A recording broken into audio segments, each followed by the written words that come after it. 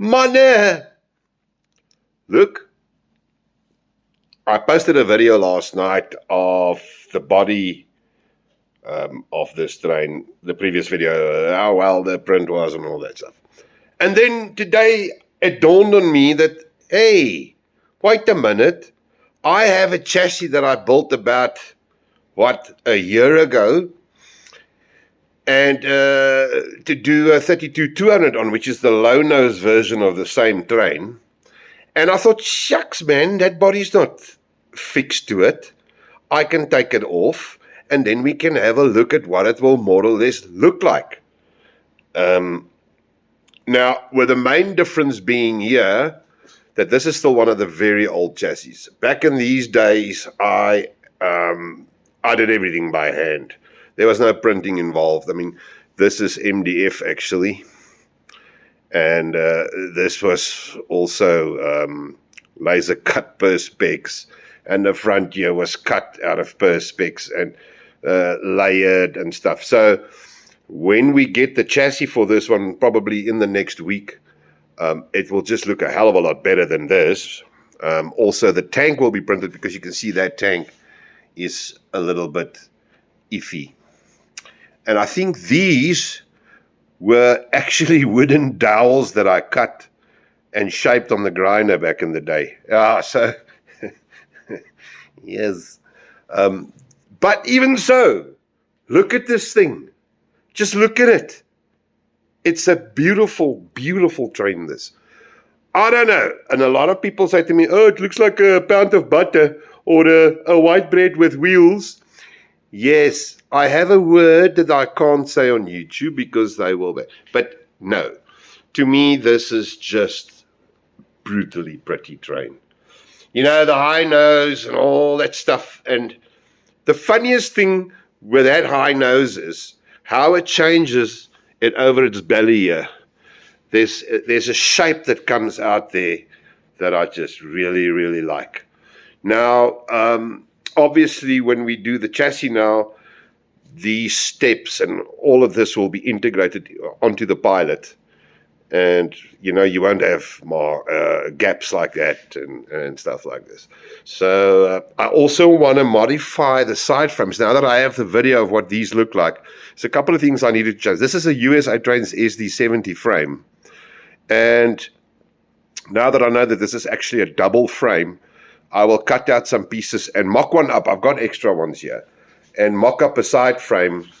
Because why I want to use the USA Trains one is they've already got the inserts for the wheel pickups and all that stuff. You don't need to print anything, and they're very nicely detailed. So, you know, to get to that is a hell of a lot of drawing if you've got to do them from scratch. So, okay. I mean, look at this thing. This is such a pretty train. I must actually tell you the story why. You know, I was a lighty, probably 10, 12 years old. And my cousin was working at SO. No, well, look, I was older. 16, he was 18, yes. So, say 16 years old. And we went to Germiston on a breakdown the one day. And huge place. I mean, we couldn't walk to the toilets. We had to go with a little moped. And he said to me, no, man, just go pee outside the door here.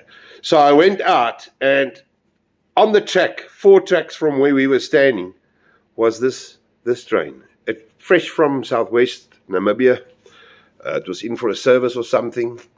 And true to the Namibian style, it was brilliantly kept. I mean, the thing was polished, Gulf red. You know, the colors, this color, yeah, the Gulf red colors with the yellow whiskers and the yellow line. But she was polished, she was clean. It was such a good-looking loco. And because I've never seen, at that stage before, I've never seen anything with a high nose. But what got me, most of all, was all the wheels underneath it with those ponies. It was just such a different-looking train. I mean, look at this thing.